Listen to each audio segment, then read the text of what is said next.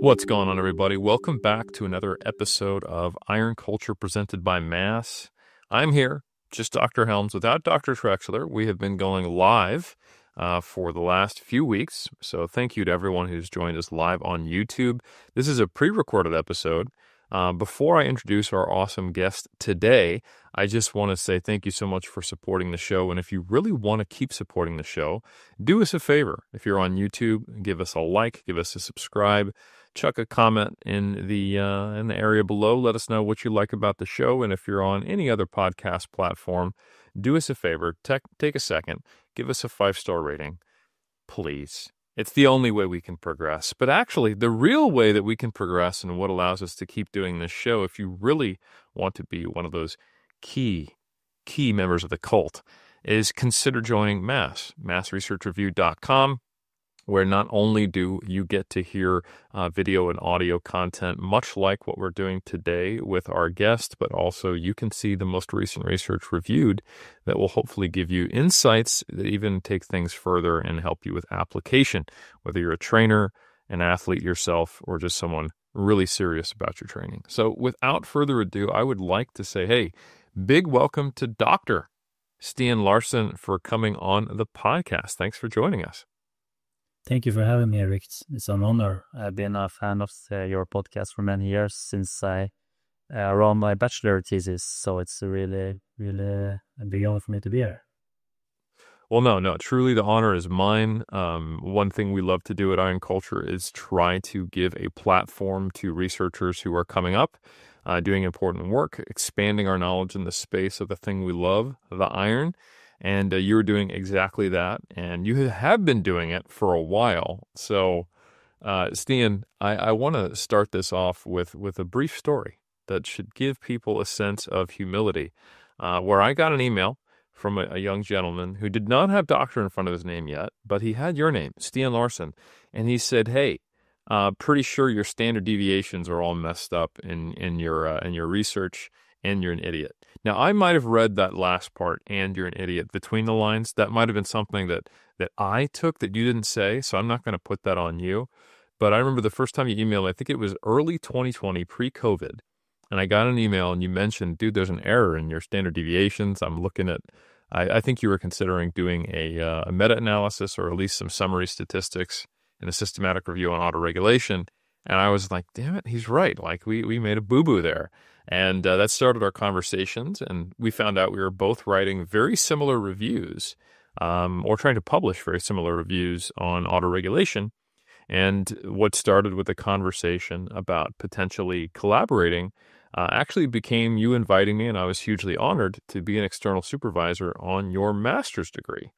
So we've actually been collaborating for, I guess it's coming up on 5 years now.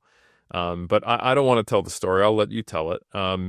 Talk to me about your educational career, where you started. Did you start as a lifter, a practitioner, and how you got to be in the position you are in today as the director of education at AFPT, the Academy for Personal Training out there in Norway, which, by the way, a little more background, then I'll let you talk. I love the AFPT. Big shout out to Espen. I've actually been collaborating with them 10 years, believe it or not. 2015 was the first year they invited me out to Norway to speak at their conference, and this is, in my opinion, just an amazing organization that is doing great work educating personal trainers and always making a premium out of evidence-based approaches and always trying to push the field forward and never sacrificing quality. And they've had some amazing speakers, amazing science communicators collaborating with them who are international, and they've done a fantastic job in Norway. And no, I'll plant a seed, but no spoiler. All I'll say is that AFPT is making a push, which I think is great, to uplift the personal training market even more so and upskill even more personal trainers. But I will shut up. Stian, talk to me about your background. Yeah, so my background, I started lifting when I was 14 years old, so I was a pretty young guy. I was pretty interested in bicep curls and bench press, so I tried to increase that. So that's really my first experience with lifting. But I started powerlifting when I was around 10, 12 years ago. So I signed up for that at the fitness center called Nidar in Trondheim in Norway. and I started the powerlifting there. And cool story, but the owner there has the world record squat, unofficial squat in the naked squat. So he took the world record, and guess who spotted him? That was me. Amazing. Yeah, so that's pretty cool, to be honest. But yeah, I started powerlifting, and my first. So hold on, we got to take a detour here. So this is real raw. This is unequipped to the nth degree. This is no belt, no sleeves, no shirt, no socks, no shoes, no underwear. But spotters are allowed. I guess people are comfortable with that, and except maybe the spotters themselves. Yeah, that's correct. So he was invited to a program, Norwegian program, called Nordens Herligste with the Ylvis brothers. I'm not sure if you have heard the song "What Does the Fox Say?" It's a very, very known song. These are them, and he was invited there, so he took an official squat record. I do think the original squat holder was a Finnish dude or something that I squatted 190, but then I squatted 230 kilos or something. But a couple of years later, he was invited to a Norwegian talent show, so he was squatted naked in front of 2,000 people or something, I think. And I was spotting him from the side, so that was a day I'll never forget. But yeah, so that's a cool story. But yeah. Okay, so at least you were a side spotter. So you had that either going for you or that disappointment. I'm not sure how you felt about that. Yeah, I don't think I will say anything about that, but it was a day that I will never forget. So I think that's a fair statement. Yeah. So, but back to the story. I started powerlifting 12 years ago. When I started with an online program from a Norwegian powerlifting coach. I do think he was the head coach at the time, Dietmar Wolf. So he had some online programs. So I started doing that, and after 3 months, I do think I increased my squat with 30 to 40 kilos or something. I was a beginner, so I was pretty happy with that. But the problem was that I hadn't any plan after that, so I didn't increase my squat, bench, or deadlift for 1.5 to 2 years after that, I think. I just took random programs and didn't know what I was doing, to be honest. But what was really interesting was that I squatted with a high bar technique all the time, and I was not so good in that. So it was a Monday, I remember, and I was going to squat for a heavy single, and I failed the lift. And the day after, I just decided to try low bar, and I do think I increased my one arm just by changing technique with 15 kilos. So for me, that was really, I don't think I ever been so glad in a gym, to be honest, because just changing technique from a high bar narrow stance to more low bar wide stance, I managed to lift a lot more. I do think it was 15 or 12.5 kilos. I can't say for sure. But for me, that was pretty much, I do think that's an outlier when you're comparing different techniques, because I do think in my studies it's typical 3 to 5 kilos more in the low bar. Also some studies where we haven't really seen any differences when we really standardize everything else. But that was pretty cool. And also, I didn't know what I was doing, so I didn't get stronger. But then I got a coach, and I started eating more. He coached me on nutrition, and also, my total exploded, to say it very easy. So for me, that was really the first. This was my introduction to having a good coach, but also the biomechanics. So I started just studying sports science after that in 2017, I think, or 2016. And I was really interested in both biomechanics, but also program design, how to try to program a training program for increasing strength. So that was really, really my background. So from a bachelor's, I did a kinematic analysis. I was going to do a kinetic analysis, but the motion capture system malfunctioned, so I wasn't able to do that. But for my master's, I had a great co-supervisor. So that was you, by the way. So we did publications together, comparing both barbell placement and stance fit. So for my master's, I did an inverse dynamics analysis, meaning that we estimated the net joint moments between different techniques in the back squat. And long story short, I did the same for my PhD. But for my PhD, I wanted to take it a step further and do what's called static optimizations.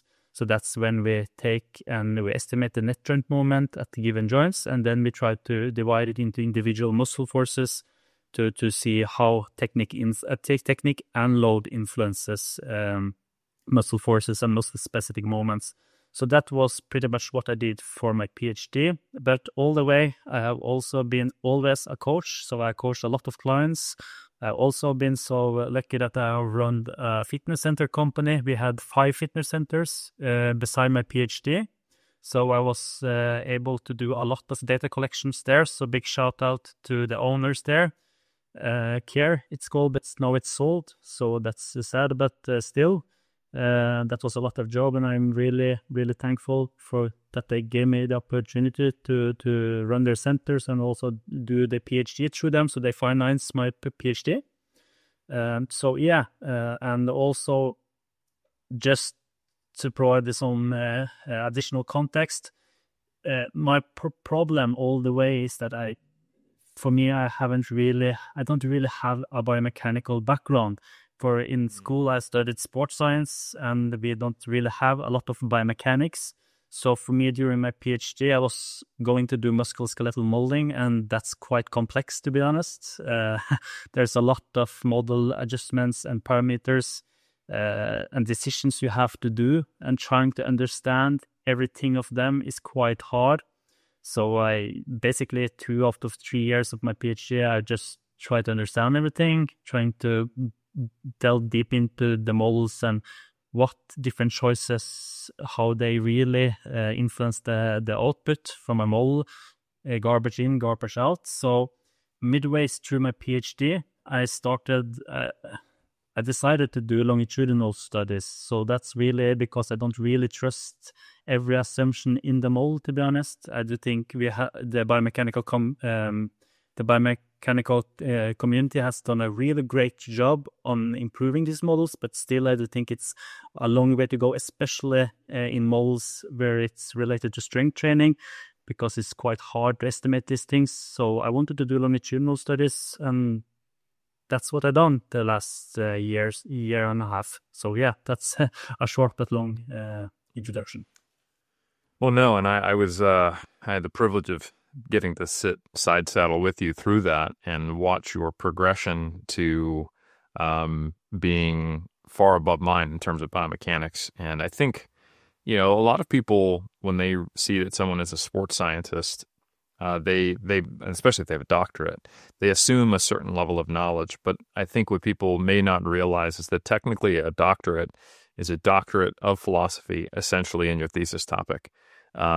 And you, depending upon the program, may have taken some classes, but essentially you just do a deep dive and read everything that exists on a given topic and try to disconfirm your hypotheses, and you end up becoming an expert in what you study. So I certainly would never describe myself as a biomechanist just because I have a PhD in sport and exercise. And if anything, I think people, they might know me as a general science communicator, but I will always defer to people who have more specific expertise. And, the areas where I do know my stuff, like I did a PhD in autoregulation. I did my master's thesis on protein manipulation. Those are things that I have high-level expertise in, but you simply cannot get that level of expertise across multiple domains. Because that's why it takes a full PhD, and in your case, a master's and a PhD in a topic, to get to a point where you have a little more confidence in what you know. And unfortunately, that confidence sometimes leads to, hold on, this is actually, I don't think I know what I thought I knew. So as an aside, I know you sought me out because some of the background research I had done. Shout out to Dr. Daniel Glassbrook. This was my second master's student who I was part of the supervisory team for during my PhD. And I actually got to participate in this research. And we did surface EMG, kinetics, and kinematics. So we had 8 Vicon cameras standing on dual platform force plate. And we actually even had weightlifters and powerlifters do snatches and clean and jerks Some of that data did not go well with wired EMG, I'm sure you could imagine, and things falling off and people getting sweaty. But we did get very good, cool comparisons, not on EMG, just kinetics and kinematics of high bar and low bar squat. And I look back on that data that we collected in 2014, I want to say, and I probably would not interpret it the same way today or make as strong of conclusions. And I know when we started together, I was, watching you write your master's thesis, collaborating with you. And then we got to a point in the PhD where I found my ability to give you useful feedback in, say, your methods or your results, or even understanding some aspects of your results became narrower. And my guidance was maybe a little more relegated to the things that were communication side of it. And how do we connect this to strength conditioning? So, yeah, as you've continued on, I'm really curious to hear, because you did stay with the same topic through your PhD after, I was no longer your advisor. When you look at the data on high bar versus low bar squats and the sticking region, and modeling data versus, the data we have, just comparing people, comparing strength, what are your conclusions? Are you relatively confident that low bar squats are going to produce stronger squats for most people? Because I also maybe I'm an outlier as well, but I can do a low bar squat with about 10% more than I can high bar squat. And I had a similar experience when I switched over after kind of acclimating to the movement. And I've actually kept high bar and low bar squatting throughout my career, at least when I was, not actively doing only bodybuilding as I am now. But when I was doing both, that 10% persisted. So, it was 205, 225, kind of like at my peak. So I'm curious to hear how your thoughts have evolved and the differences between the low bar and the high bar squat. And then also after that, what do you think about the sticking region? What causes it? And are there things we can learn about programming to try to address that to maybe gain strength faster? Or do you think that's a misguided attempt at trying to address the sticking region? Yeah, so that's a great question, Eric. To be honest, I do think I'm more confused than ever. It's, that's the short answer. But yeah, during my PhD, we did try to investigate why the sticking region occurs, or what influences it, and so we did a study where we compared different barbell loads. So we compared, I do think it was 90% of 1 RM barbell load to 100% of 1 RM barbell load, and also a failed lift.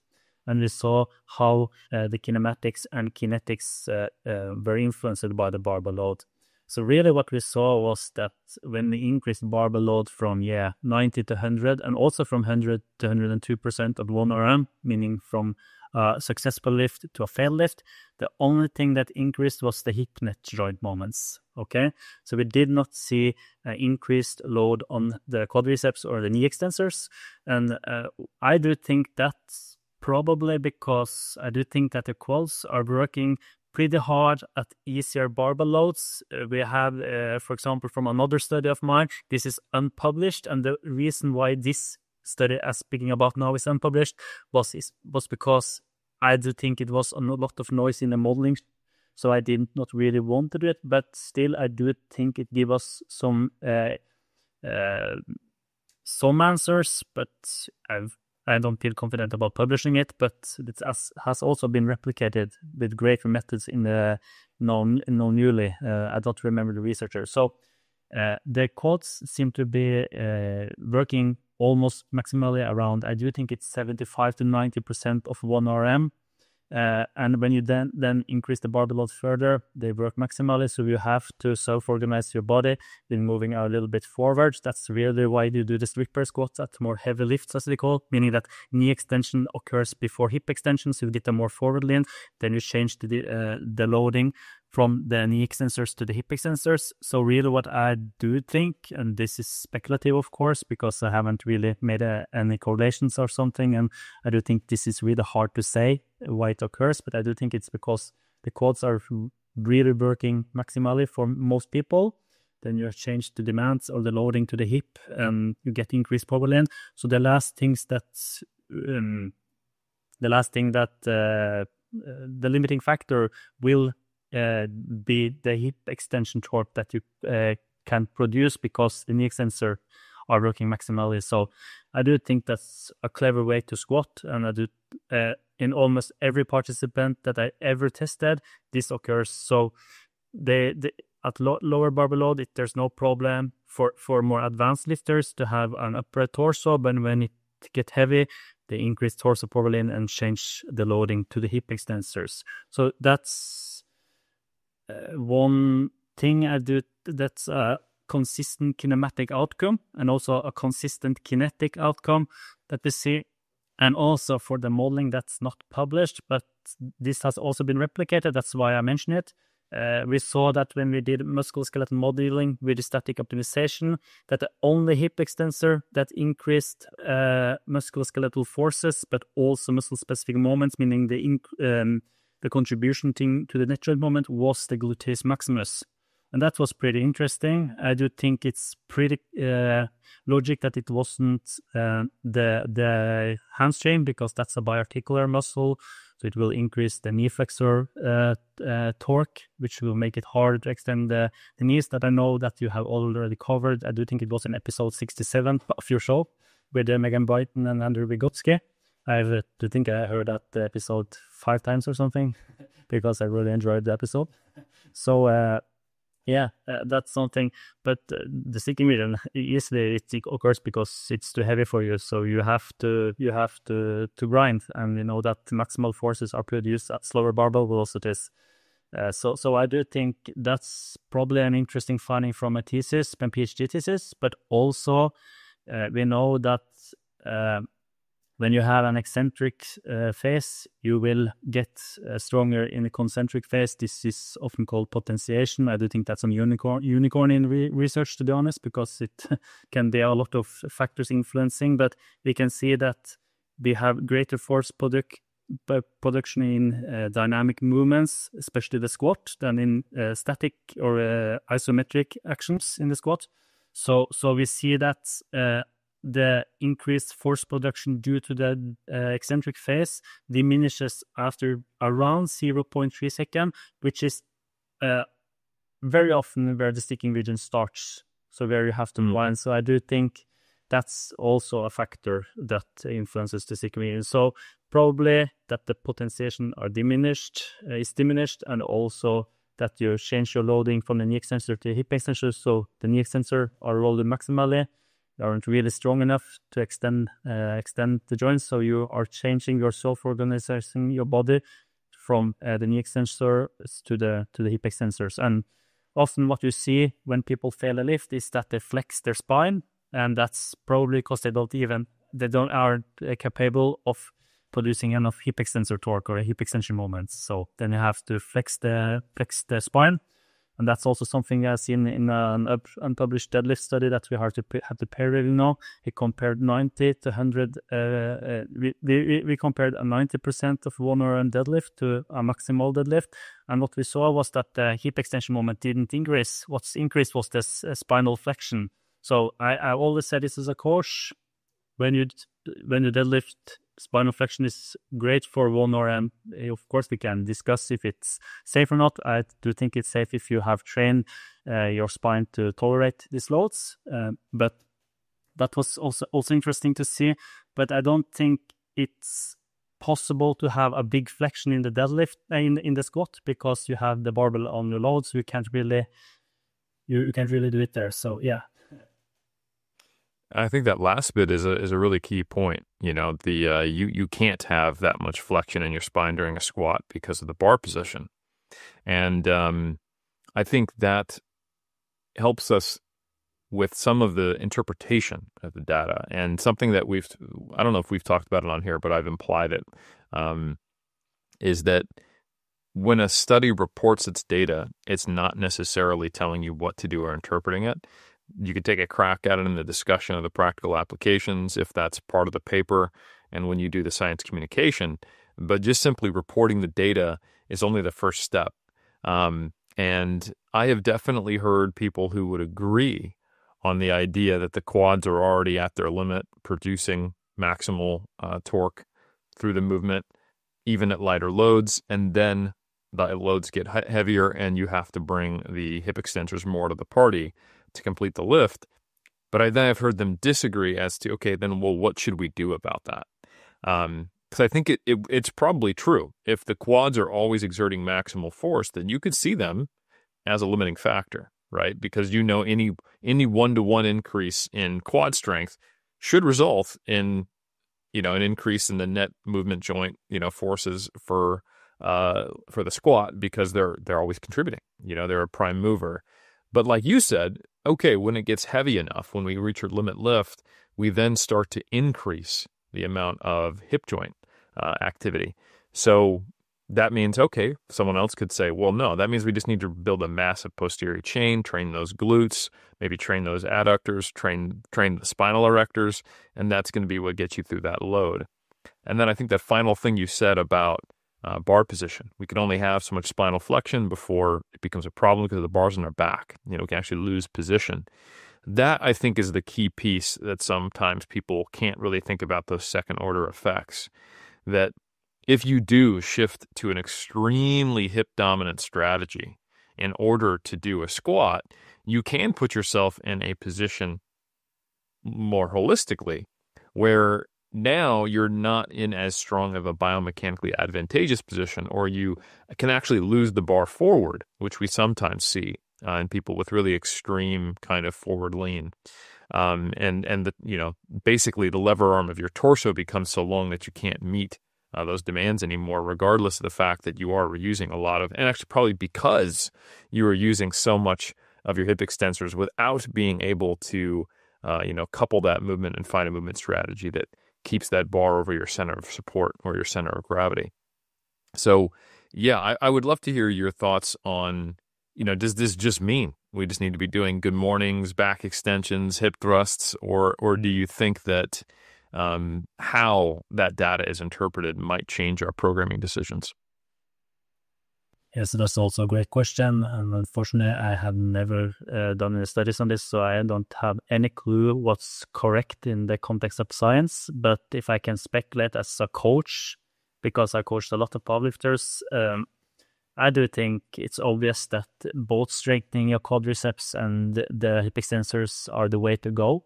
But if there are any, what can I say, predictors of what you should do, that I'm more unsure of than ever before, because I heard very good biomechanists say that if you fail in the bottom part of a squat, meaning you are very afraid of going deep, you fail out of the hole, you should strengthen your quadriceps. But also what we see in the bottom position is that you have pretty large hip extension demands as well. You have big loads. So I am very, very unsure of this, to be honest. But also, how is your technique, of course? Do you have short femurs? You have an upright position where you are capable of holding your torso upright. There are lifters that's capable of this on very, very high loads as well. So for them, I'm not really sure, but for most lifters, I do think if you fail during the bottom position, what I typically done, I try to get them to be more familiar with the bottom position. For example, programming exercises like just squats with stop in the bottom position, pin squats. We have some data that's showing that pin squats can be very effective for increasing one arm strength. But if you, for example, fail, typically have a high sticking point, where we know that the gluteus maximus is very, very important, and you also have increased your forward lean very much. So you see that you have a huge moment arm on the hips. I do think that strengthening hip extensors can be very, very clever. I do think that's obvious. And then, for example, for me, I like to, for example, do squats with bands at the top, because then you take out some of the loading in the bottom position, and then you can overload the top position where the high sticking point is. But again, even if I do that, why do you have a high sticking point? Because really the sticking point, which we typically see, is we define the sticking point, that's where the velocity is at its lowest, but it's not really there the sticking point is. The sticking point is where you are losing acceleration at the fastest rate, which I call in my studies for peak deceleration. So I measured that. But what's really interesting is that we don't really see any difference in kinematic between the point of peak deceleration and the point of minimum velocity. Okay, so pretty much the kinematic is the same there. So you can do your analysis in where the typical sticking point, meaning where the barbell velocity is at its lowest. So yeah, I do think if you have a very hip dominant squat, you have long femurs and so on, you can't really. I do think that straightening your calls, of course, that could be nice, because I know that you've written a great article for this, that specificity is really trying to address things that you need to address. And for example, if you have long femurs, short torso, you can't really do a knee dominant squat. It will often be both spine and hip extensors, and then you can, for example, do less specific movements. So for example, a hack squat, or for example, a leg extension with a profile that's challenging in the bottom position. Because they will train your quadriceps effectively, but you still do need to do squats, because but I don't think that the squat really target your quadriceps effectively for these kind of persons. Yeah, and I think that's fantastic insight, and some very helpful information, because I've always talked about the sticking region that we visually see as kind of the point where the car is finally stopped after you slammed on the brakes, and to train that point, we're missing that, when did you start braking?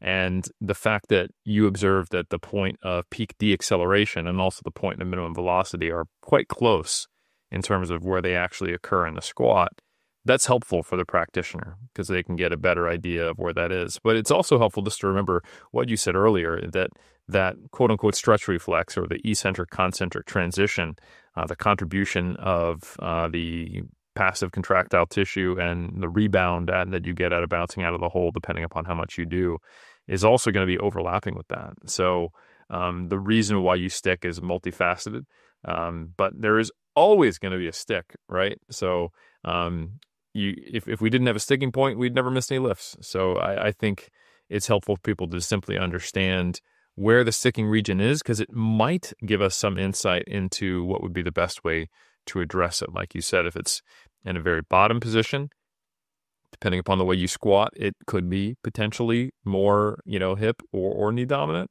maybe more knee dominant. And then if it's higher, when the lever arm is longer, and you're more in that kind of bent over position, then it is probably worthwhile strengthening the glutes. Or it might be just, okay, we need to figure out a better way to maintain position, depending upon how much you're getting out of position. So I think, that all makes sense to me. And I think that's really practical information that comes from relatively complex biomechanics. Now, from here, I think it would be cool to talk about training the muscles, because there is, obviously distinction between training for strength or training for hypertrophy. But one of the best predictors for performance in powerlifters is muscle mass.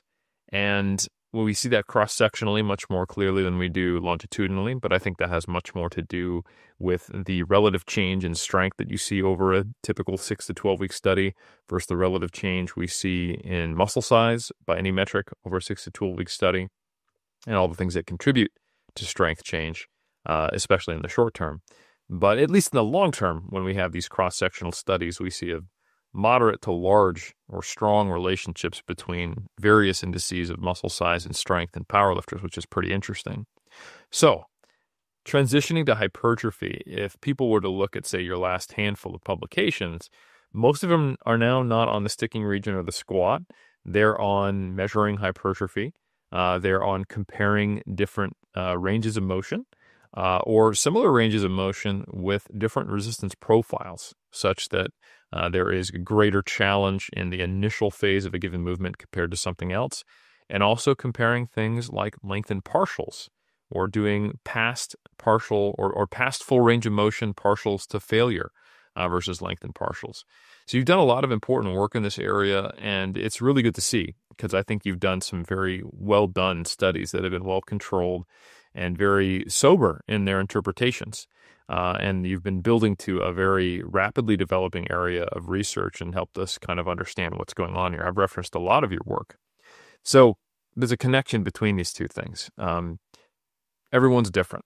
You know, you mentioned that for someone who has, let's say, short torso, long femurs, maybe not even very good ankle flexibility, there's no way for them to hit depth without being in a relatively bent over position that looks a little more good morning-esque, and they're not going to be getting quite as much rotation about the knee. They may be just hitting powerlifting depth. And you mentioned that that's not going to be a great movement for the quads for them. So they might be better off doing something like a hack squat, front squat, high bar squat, etc. And that is to, you know, change the demands in the movement so that it can be more quad dominant. And the language around what this quad dominant means is one thing in powerlifting. But when we want to, quote unquote, bias a muscle group, which is more the language that we use in, say, hypertrophy training or bodybuilding training, one thing that has become a really big focus as of late is muscle length.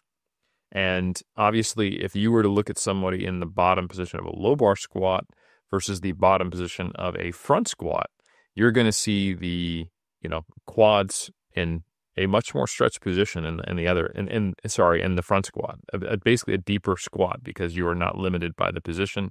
You can be more forward shifted, more upright torso, and presumably this would result in more stress across the quads and more hypertrophy, but not necessarily what we're always seeing in all studies, right? So anyway, I would love to get a rundown on kind of your journey into looking at manipulating muscle length and or manipulating the torque demands at longer muscle lengths for a given movement, and your take on this research. So what led you to shifting away from improving squats to actually improving muscle size? And tell us about some of the research you've been doing and what you think you've learned from it or are learning. Yeah, so that's the story why I shifted from biomechanical research on the squat and also the bench press and deadlift. I do still do studies on them, but it's not my main area of interest, to be honest. The reason why I did that is because I don't really trust the models in biomechanics to try to estimate muscle forces and muscle specific moments, because there are so many assumptions you have to make in your models. For example, just the choice of your model. I've typically used a model that's called Catelli. What that means is that they have made specific changes in wrapping surfaces where the muscle starts and ends. And just by changing that, we can see that the optimal fiber length changes with around, I do think it was around 40 degrees, 30 to 40 degrees for the glutes, if I remember correctly. Don't quote me perfect on that, but it changed. That's the point. And that's just a little, just one thing of the model. And when you have a lot of these choices you have to do, and you have to try to control everything, and you have to try to understand. And also this is often based on cadaver studies, which is not necessarily, I will just say they are not representative of a trained participants at all. It can provide us with some important indications, I do think. But for me, as a researcher, especially when it comes to heavy lifts and resistance training, where the persons and the subjects squat to maximal performance or maximal effort, I don't really trust the findings, because you can get a lot of errors if you don't do everything rigorous and sound. So for me, it was just trying. PhD was just about trying to understand what's going inside the black box. What does my model choices? How does that really, my model choices, how does that lead to the outcomes that I'm interested in? So as I said, midway through my PhD, I decided to do longitudinal studies. So I reached out to Milo, because I know that he was doing a PhD on muscle length, and he was really interested in that. And also to Paul Swinton, which is a really brilliant statistician. So, and also I was managed to recruit a great group of students to do a data collection. So for the data collection, we used, I do think, 4 or 5 months of planning before the data collection, and also around 5 months of training with ultrasound. to do that every day. We trained to try to do it the best way possible to reduce measurement error.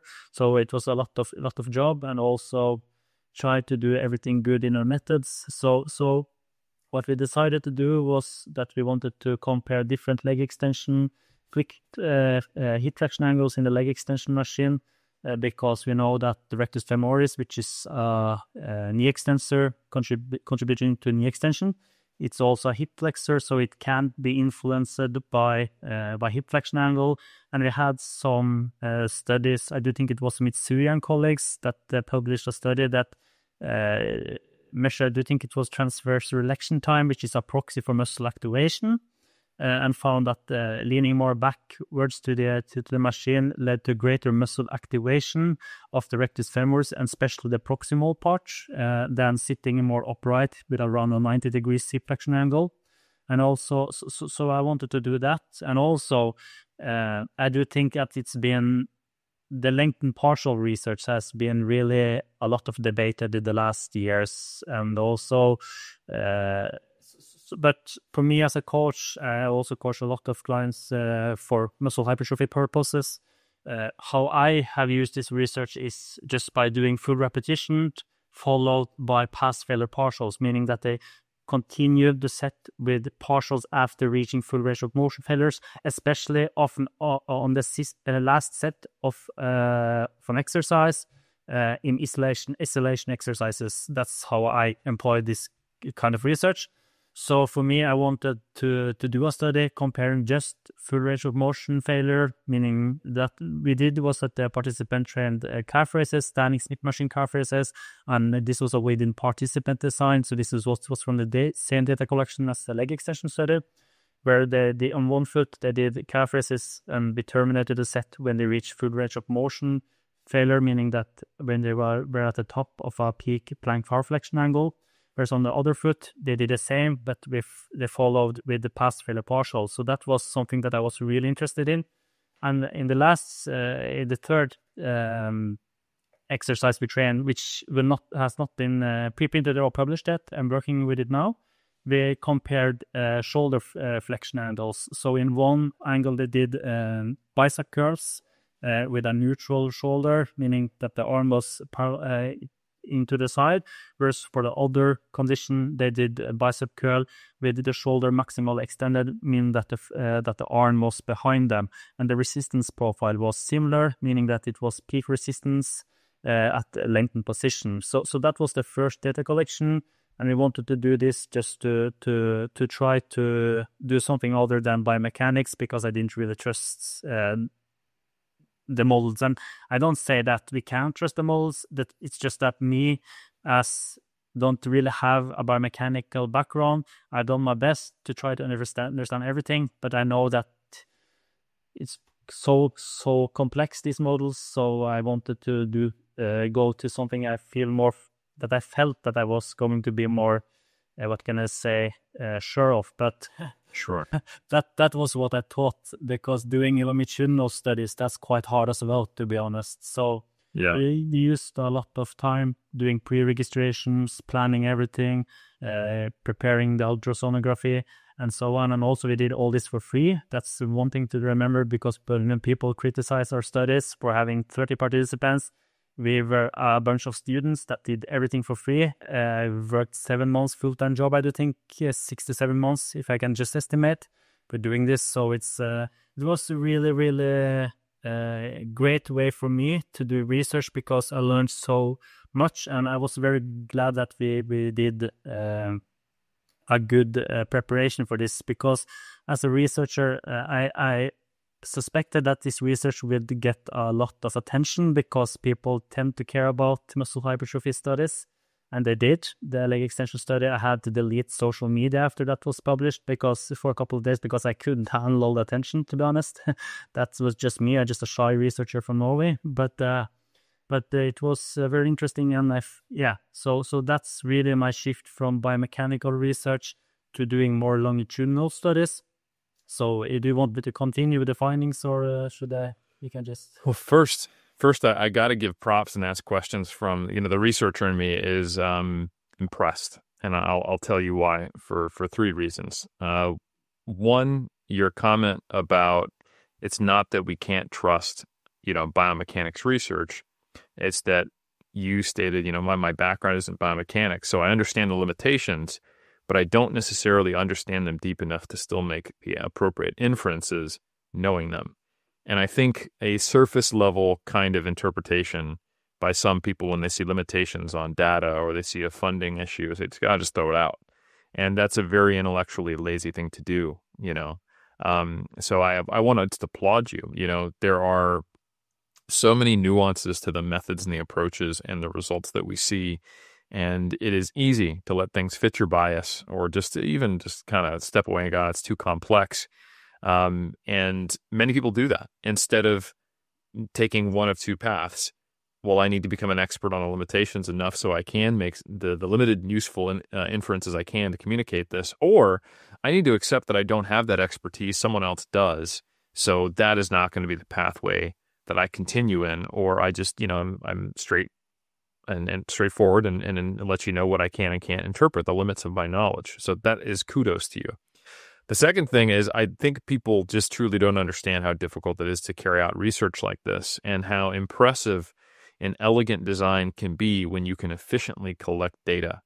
So when you tell me that you managed to do basically 4 studies in one, with this, with three studies in one with this within participant design, I'm very impressed. So you had people doing. So to be clear, this was a within participant study, so that each person, they were their own control, one leg versus the other leg. Yes. Yeah. Okay. So they're leaning back and doing leg extensions on one leg, and then they're in a normal position doing leg extensions on the other leg. And then they are doing bicep curls on one arm with more shoulder extension, and then less shoulder extension on the other arm. And then finally, they're doing calf raises. Is that accurate? Am I getting it right? That's right, yeah. Yeah. So they're doing calf raises, either partials to failure or just one leg to normal full range of motion failure in the same study. Yes. Yeah, full range of motion failure versus full range of motion failure followed by cast failure, partial failure. Yeah. Awesome. So I think that is really ingenious from a time perspective.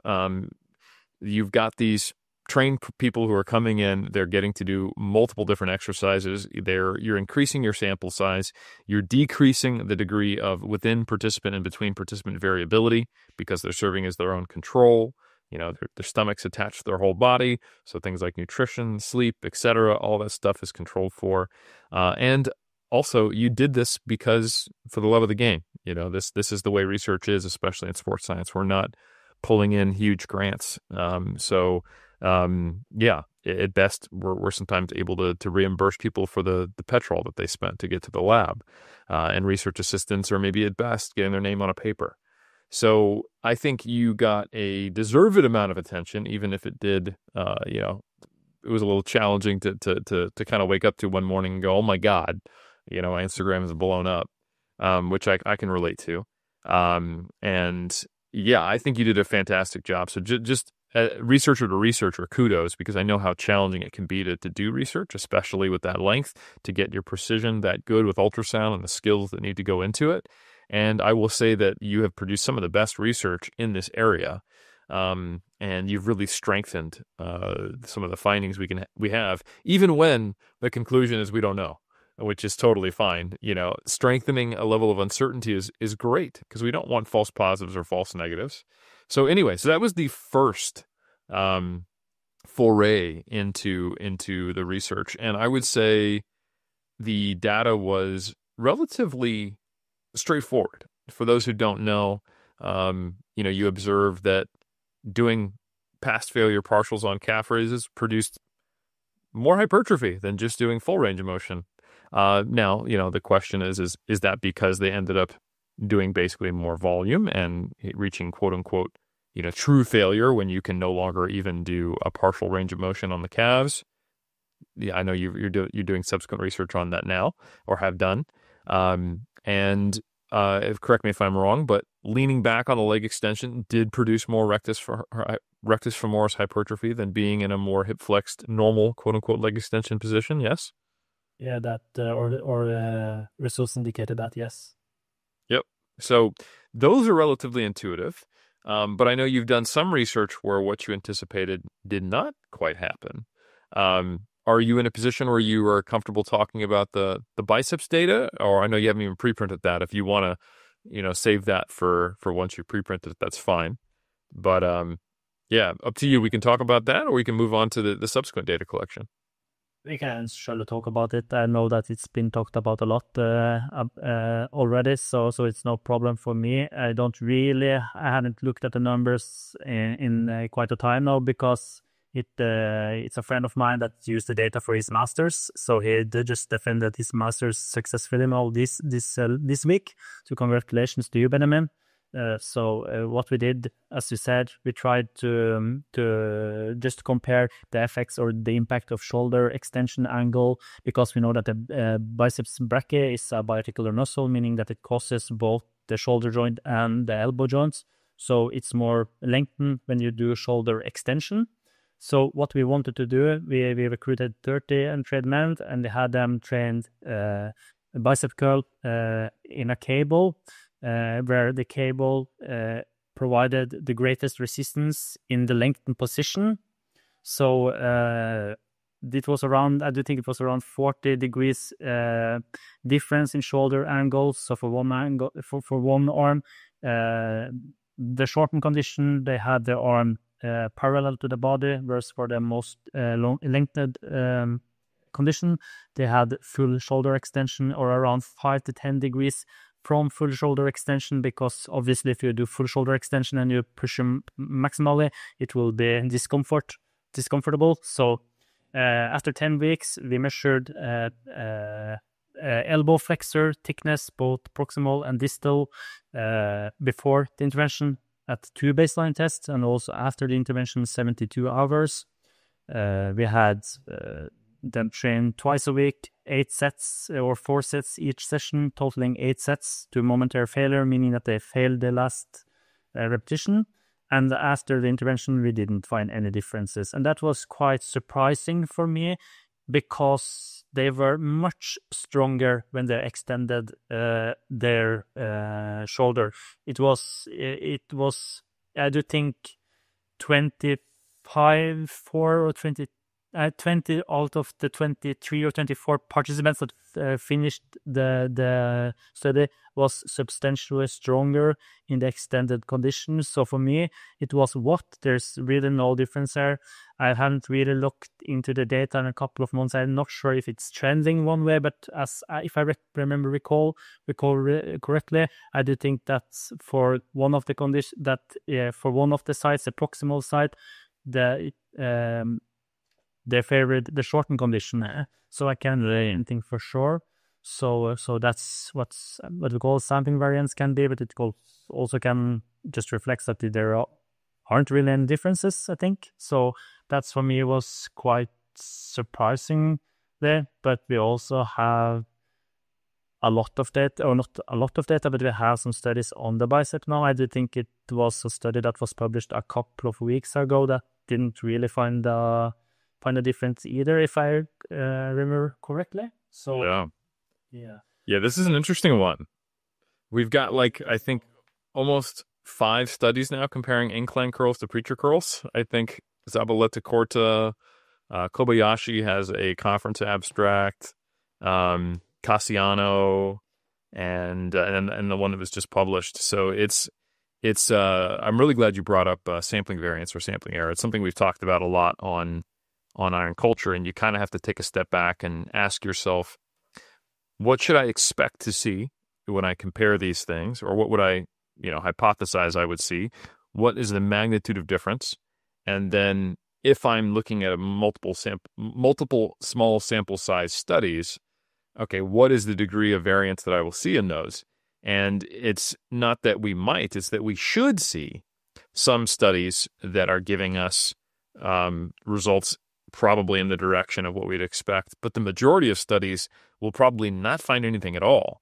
And the final thing I'll say, and this is because I've had some good talks with Dr. Mao, when I said Kobayashi, that's out of his lab in Japan, there are some methodological differences that are quite important here.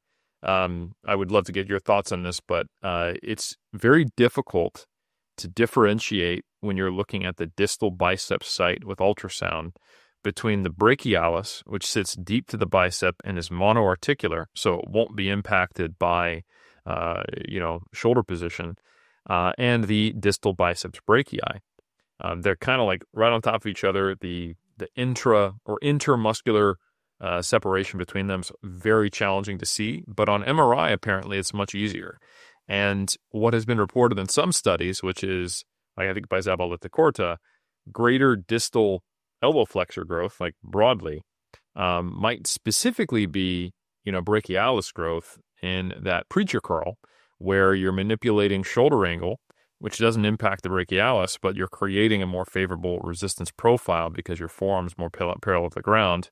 And then when you do something like a incline curl where you're stretching that biceps brachii, now that's really only benefiting the biceps because it is a poorer resistance profile, but at least you're getting the stretch. So on the bicep because it's biarticular, like you mentioned. So I think that's really interesting. So I think there are two things at play here. There's one, sampling error, sampling variance, and there is also methodological differences where some of these differences may not be interpreted the same way, whether we're using, an MRI assessment of muscle volume compared to a assessment of muscle thickness or even cross-sectional area if you can do it with, like extended field of view ultrasound. So anyway, those are my thoughts, but I know you've done this direct research. I'd love to get yours on some of the emerging biceps data. Yeah, so I totally agree with you, Eric.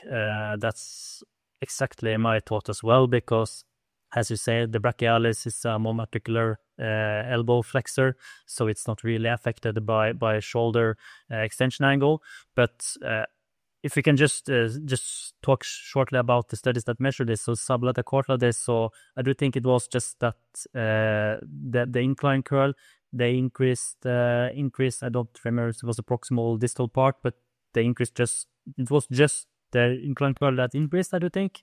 But we also have a publication from Cassian and colleague that was published earlier this year, I think, where they also compared preacher curl to incline curls, and they measured elbow flexor thickness, meaning combined brachialis and biceps brachii at the proximal and distal part. And what was very interesting here was that they found that the distal part of the bicep of the elbow flexor increased more from preacher curls, where you increase resistance in the more stretched position. But whereas for the incline curl, they increase the elbow flexor thickness more at the proximal part, where you only have the biceps brachii, because you don't really have. In my studies, I haven't really found any brachialis so long up on so proximally on the femur, on the humerus. I'm sorry. So that's quite interesting, and that's also something that's aligned with the conference abstract by Maeo's lab, where they did use MRI, because when I looked at elbow flexor thickness in the study where we tried to manipulate shoulder extension variable in the pre-registration, we planned to do bicep brachii and brachialis, if I remember correctly, but I didn't understand what I was seeing when I looked at the distal part, because it was so hard to distinguish. So we decided to just do elbow flexor, because we couldn't really distinguish these things. But back to the Mayo paper, they found that they observed in the conference abstract, it's just a conference abstract, I haven't read the entire thing, but they found that preacher curl increased brachialis at the distal part, I do think, to a greater extent, and the incline curve, where you're laying backwards into a bench and you're lengthening your biceps via shoulder extension, increase the bicep brachii more. So for me, that's quite, if I can't say compelling, but it provides us with some indications that if you want to really have regional differences in elbow flexor, for example, it could be a good idea to do a preacher curl for the brachialis and incline curls for the bicep brachii. So that's my take on it.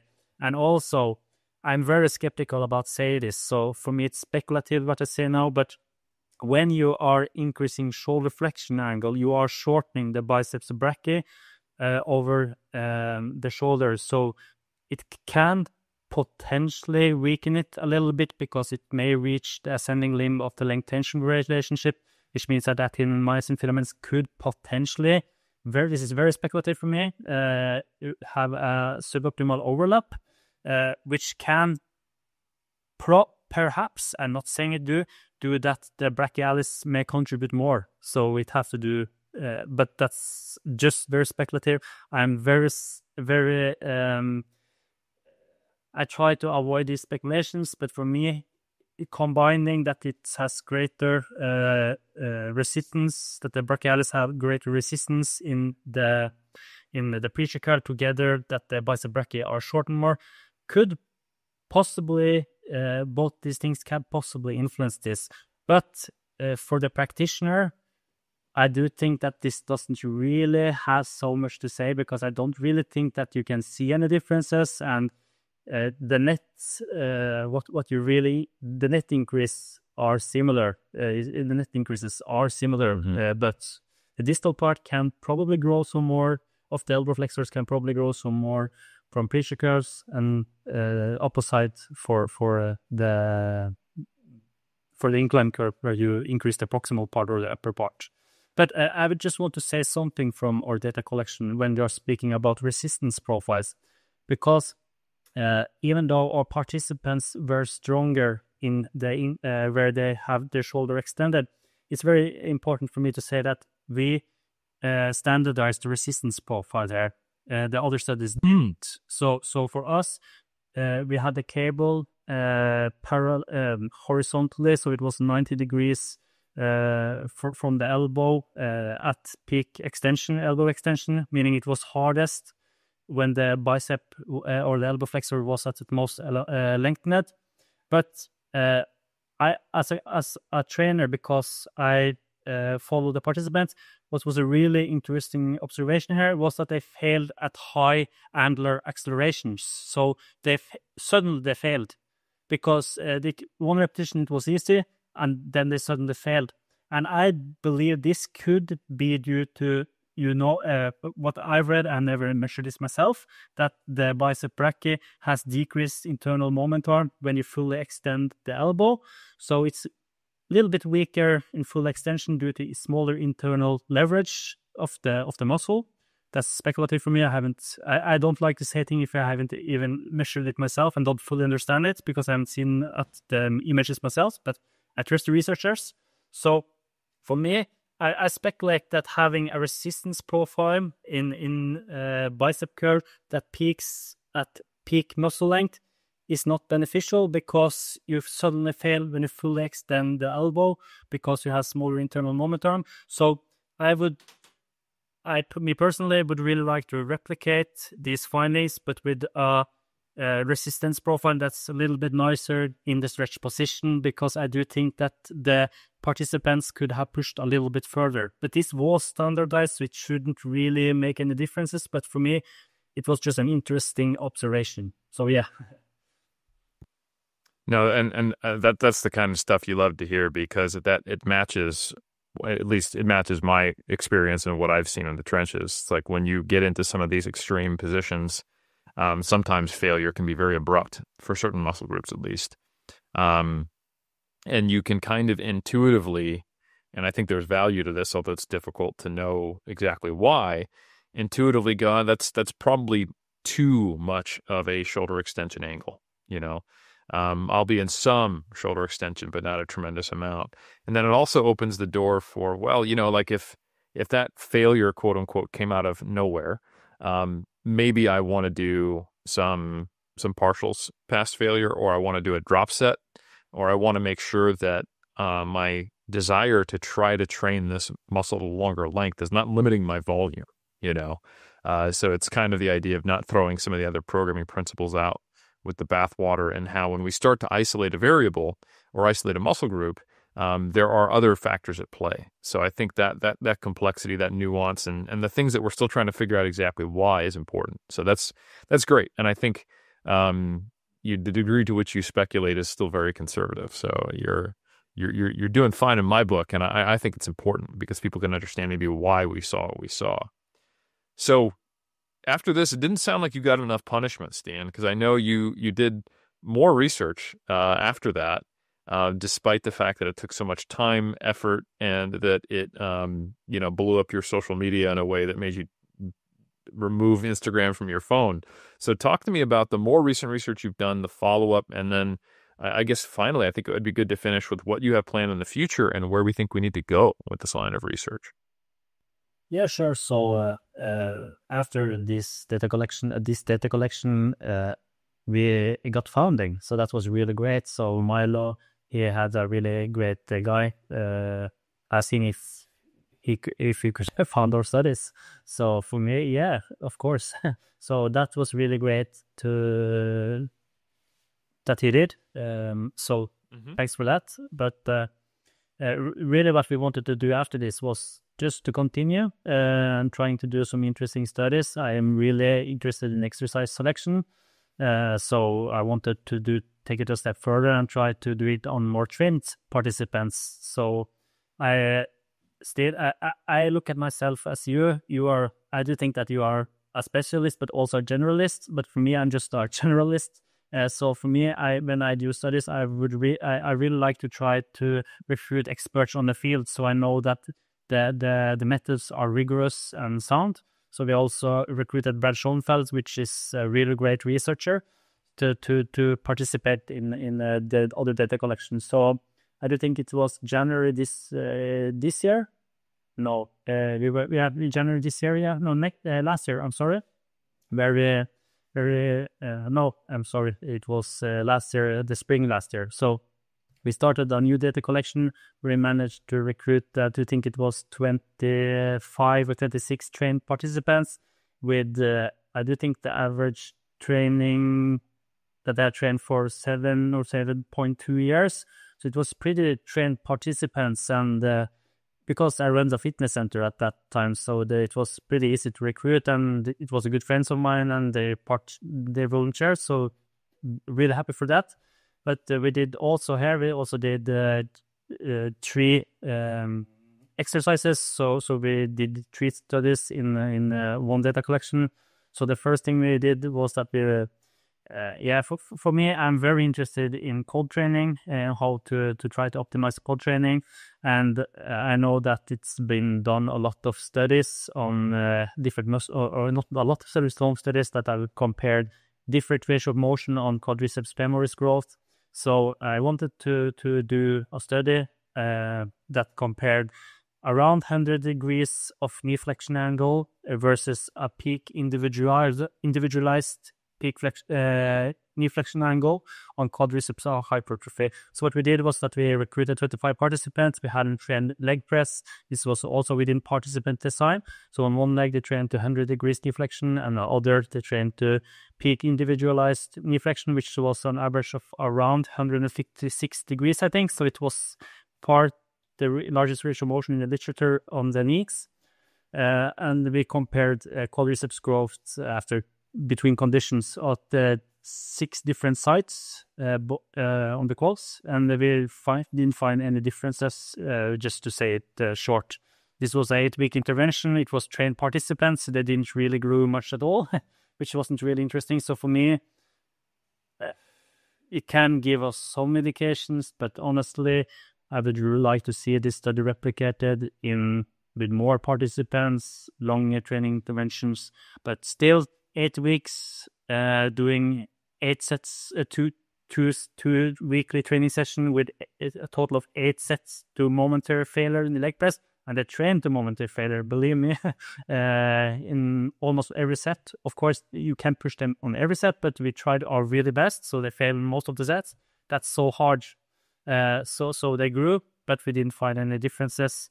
But for me, they could probably due to sampling variance, but still, in our pre-registered hypothesis, our hypothesis was that it would be similar quad growth. That's important to say, and we also had, I do think it was moderate evidence of the null hypothesis in Bayesian terms. When they did a multivariate analysis, meaning combining all the sites, you had extreme evidence of the null hypothesis, and there was really no trends in any 6 sites on the quads that there were any differences. So for me, it provides us with some indications. It can be a true difference. I don't know, because we also have measurement error.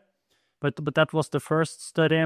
And also what we based our hypothesis on was that, I do think it was the Kubo study. We had the Bloomquist study that I know that you already covered, that saw that 60 degrees versus, they compared 60 versus 120 degrees squat, I think, and found greater quad growth for the 120 degree condition. And also then you had the McMahon study that combined the several exercises where they compared 90 to 50 degrees of knee flexion and found greater quad growth for the 90. And then finally they have the Kubo study that's compared 140 to 90 degrees of knee flexion and found no differences in quad growth, but obviously also greater glute growth and adductor growth when you had a full squat. So based on that, we based our hypothesis on that, and that it wouldn't be any differences. For me, I don't really think that going past 100 to 110 degrees of knee flexion angle is beneficial, because you get a lot of weaker. You will probably don't reach a stronger part of your length-tension relationship. I'm very skeptical of estimation of the length-tension relationship, but because I do think that's quite complex. But still, I don't really think that going so deep has a benefit for the quads. But still, from a practitioner perspective, I do think that it's good to know that you can still both do heavy ego leg presses to 100 degrees knee flexion and also peak individualized knee flexion to your heel lifts off the plate and get comparable quad growth. So that's the first study. Do you want me to continue, or do you want to ask me something?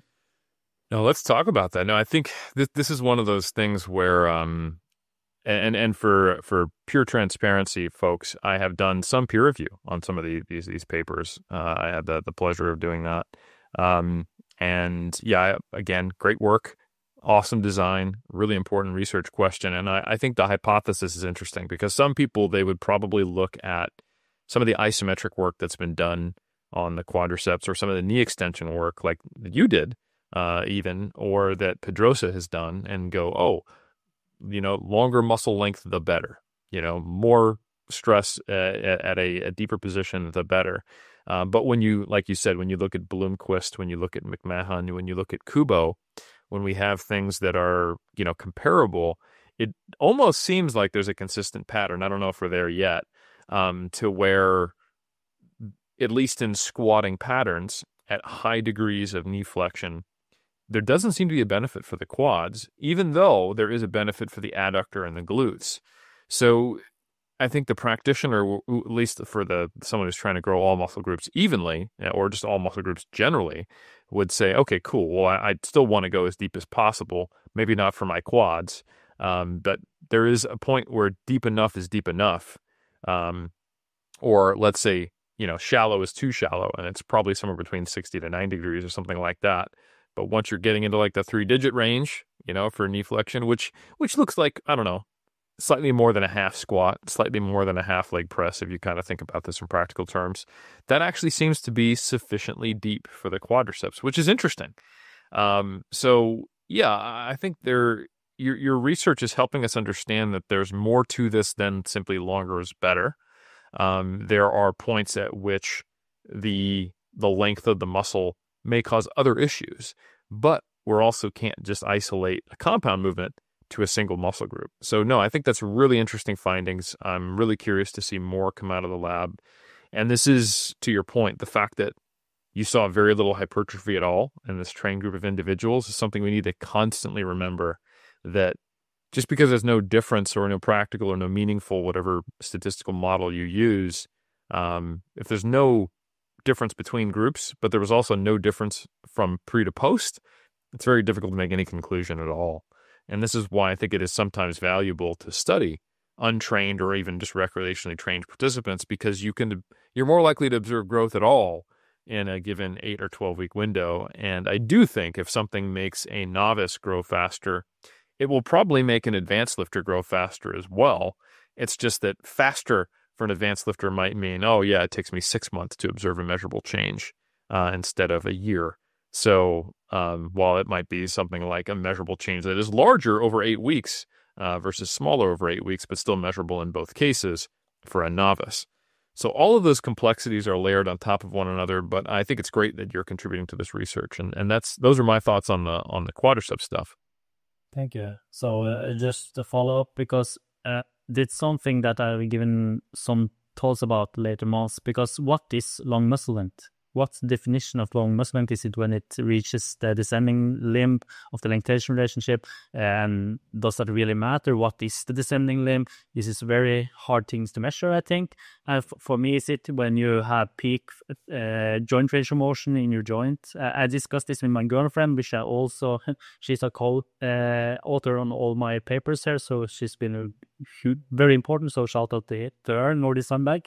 But we have discussed this as well, because for me, I do think that for the quads, you don't get you never feel a stretch in them, but still I do think that you have great force production around 90 to 70 degrees of a knee angle. I do think we have some mechanistic data that suggests that going below 110 can decrease the optimal range of force production. Still, I can't say anything about that data because it's complex, but still, for me, what is a long muscle length? What is it? It's a definition question for me.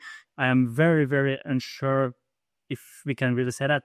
We can say that a muscle is trained at a longer muscle length, but is it meaningful enough, if you understand? Can it mediate that or activate some pathways that's not activated?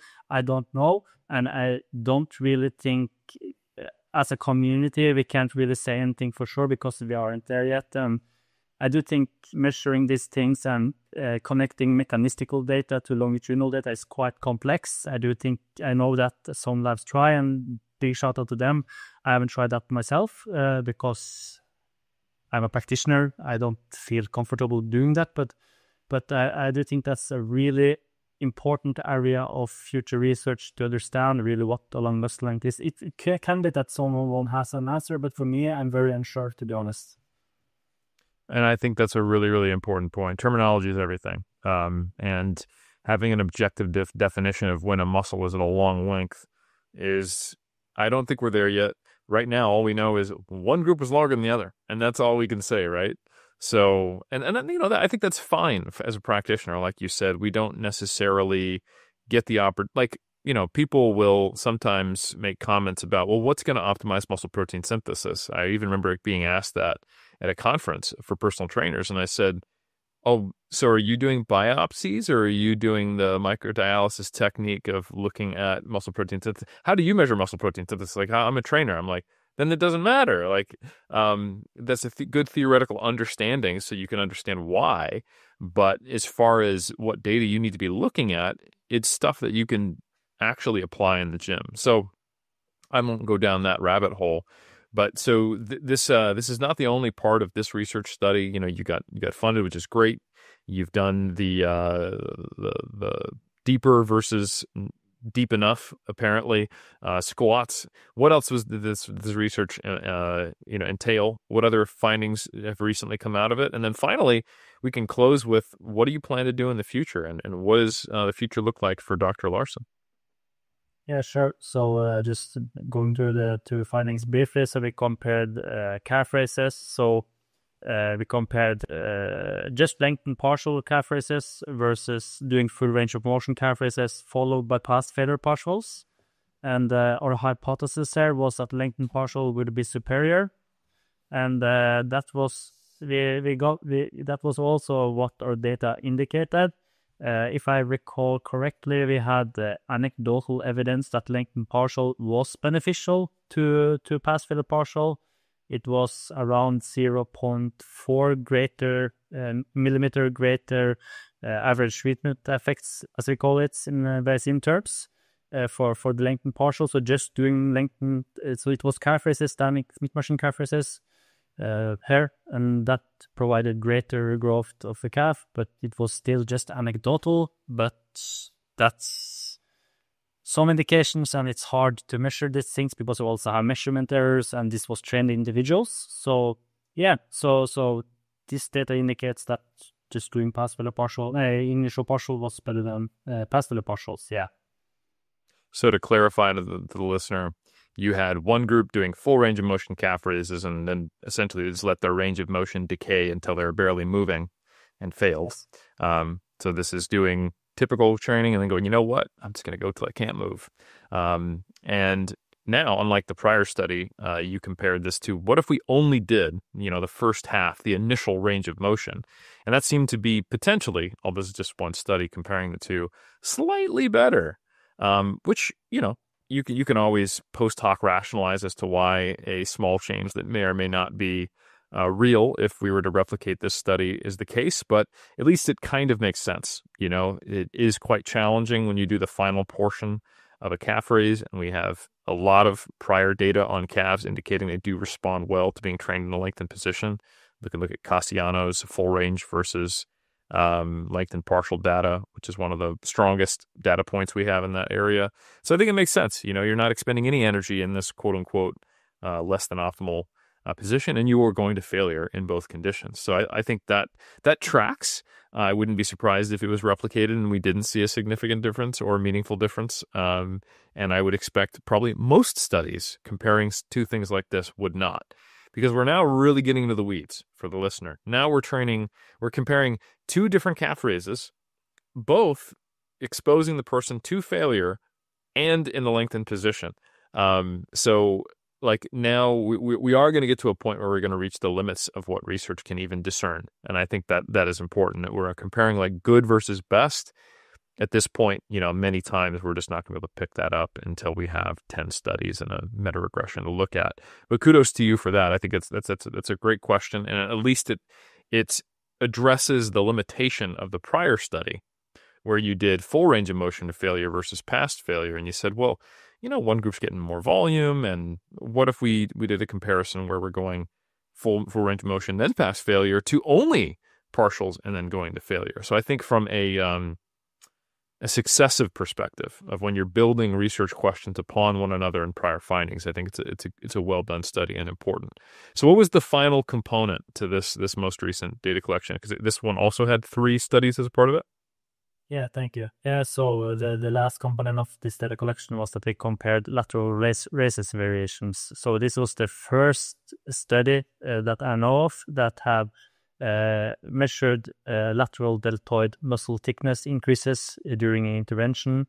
So this was really something we put a lot of work into before starting with measuring. We did pilot testing and measured the lateral deltoid at multiple sites to try to find the best way forward.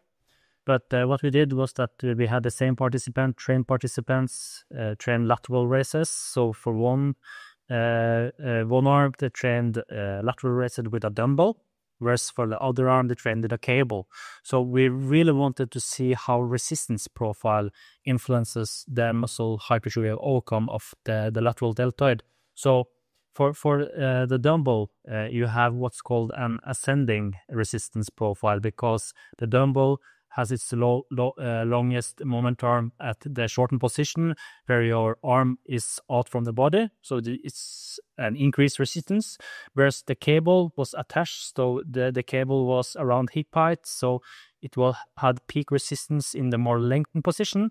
And here it's very important that the listeners know that we standardized shoulder range of motion, because we wanted to isolate how resistance profile impact these things. So the participants trained twice a week, 4 sets each session to momentary failure. I think it was 12 to 14 repetition rep range. I don't remember, to be honest, but they trained to momentary failure. And also we tried to match repetition tempo. So I do think it was 1 second concentric eccentric, but this was very hard because when you have a dumbbell, you want to try to do momentum. So in real life, when they reach better, this was very hard, even if we tried our best, because it was train lifters. They have lifted for many years, many of them. So it was hard. So I do think that that's kind of influenced the outcome. So what we found was that we measured muscle thickness increases at both the more distal part of the lateral deltoid and the proximal part, and we didn't find really any data that supports that there were any difference. I do think also here we had moderate evidence for the null hypothesis, meaning no really difference. And the proximal part, I do think, had non-significant greater growth for the dumbbells and opposite for the cable for the distal part. So really no difference there. But of course, we had measurement error here. It was short intervention and they grew very little. So I would really like to see this study replicated, and somehow I know that this is being done now by Meter, so kudos to him and Coach Kassem, I do think. So I'm really interested in seeing what they will find, because this was just the first study. We did our best to try to do it, but and also something that I want to see, that even if you can do an analysis of the resistance profile on a picture, and you can see that, yeah, here you have greater movement arm. When you have an acceleration component into this thing, these things changes. So the resistance profile wasn't really that different when the participants in our study started self-organizing at the top of the lift. So at the bottom of the lift. So yeah, there was some greater resistance, of course, with the cable at the more lengthened part, but I speculate. I didn't measure the resistance profile. It's hard to do, but when you have dynamic resistance into it, but I don't really think it was so big difference. But I'm a practitioner. That's what I care about. Do you get more gains with the cable? So next step now that I want to see replicated is to do a similar study, but increase range of motion with a cable, because that's something that you can do as a practitioner. So because I do think most people probably do the cable with a little bit greater range of motion. So yeah, that's the finding. No, it totally makes sense. It's very difficult to maintain the same degree of quote unquote strictness, and maybe you shouldn't, on a dumbbell lateral raise compared to a cable lateral raise. And you know, this one hurt to read. I'll be honest. My bias, it's like, I believe that the cable training is far better for the delts.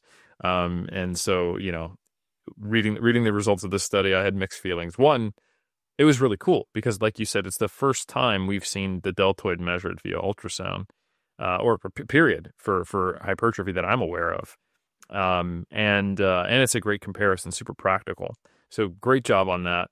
Let me ask you, is it hard to measure the deltoid? Is this something people haven't done, or is it something people haven't done because it's very challenging? I don't think it wasn't so challenging. So what we did was that we did a pilot. I don't remember exactly where we measured it. It's because it's a long time ago. But when we did it and the places where we did it, it was quite okay. We didn't have a lot of measurement error, but it was more challenging at the proximal part than the distal part, because the distal part was pretty easy. So we had the study now to peer review. This is a preprint, so we are in the finalization stages of the peer review, and there we have attached images of the ultrasound so the people can see when it's published. So, but still, yeah, it was a little bit harder for the proximal part. So we had to really to do our best to try to standardize these things to do it the best way. But for me, it wasn't the worst muscle that I measured. I tried to measure the glutes several times now, but I never done an intervention. That's quite hard. I like the Cassiano methods from his hip thrust study, and this is just me rambling.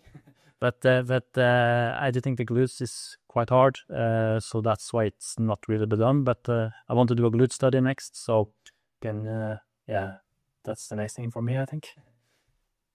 No, I'm excited for the horizons, because there's, you know, AI assisted MRI work now that's becoming more feasible, and honestly, that's great to hear that the deltoid is actually relatively easy to measure. And I think it's just been something that people haven't done it.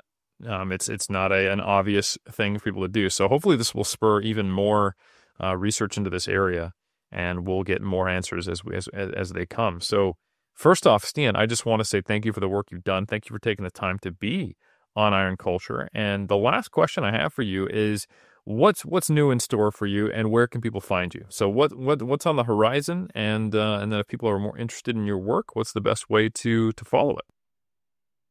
Yeah, the easiest way to find me is on Instagram. Coach Stian is my name there if people want to follow my work. Also, ResearchGate is fine, Stian Larsen there. And next up for me is to doing a great job for AFPT and SPEN. I just started as head of education there, and we are trying to expand now. So I'm really, really excited by being there, helping their education with updating their curriculum and their studies and making new studies. So that's next. But I'm very interested in doing a new data collection. I'm planning to do it in the start of January. I will not say what I will do, but it's something similar to what we have done. I will try to do several studies out of one data collection, because I do think that's most time efficient. And also I like to do that to the participants when they train. We can get the most out of it, because this costs resources. So I do think that's an ethical thing to do as well, to be honest. So yeah, that's the next thing. So yeah, thank you. No, awesome. That is fantastic. And you know what? I don't know how to give better praise to an organization committed to education when they decide they want to hire a head of research. Who do they look to? An up and coming, head of education, up and coming recent researcher in the areas of hypertrophy and strength. To me, that's awesome. So that's why I'm rocking the AFPT shirt. And I'll drop some hints that I think AFPT is doing such a good job that there may even be some collaborations in the future. So folks, keep a close eye out. Exciting things are coming. I want to wish you a big, huge congratulations on completing your doctorate, also getting hired and working with such good people at AFPT. And I want to offer a big thanks for the work you're doing in our field, pushing it forward, the tireless, sometimes thankless work, sometimes even heavily criticized work that researchers do in this area. And looking forward to potentially have you back on Iron Culture when those future studies, which you won't even drop a hint about, are going to happen. He's keeping us in suspense, folks, but that's okay. And then to you, dear listener, let me just say, make sure you give Stian a follow. Follow him over at Instagram. Follow him over at ResearchGate if you're so inclined to directly engage with the research. And also, please do give us a like, a subscribe, a 5-star rating. And next time we're live, make sure to join us on YouTube. I'll be back with Treks. And if you really want to be a top-tier supporter of the Iron Cult, consider checking out massresearchreview.com, where we cover research just like this. I have covered, and we have covered multiple studies that have been done on this topic in Mass Research Review if you want to get our in-depth take and you can understand all these limitations and how to apply it. So once again, thanks for listening, folks, and we will see you next time on Iron Culture.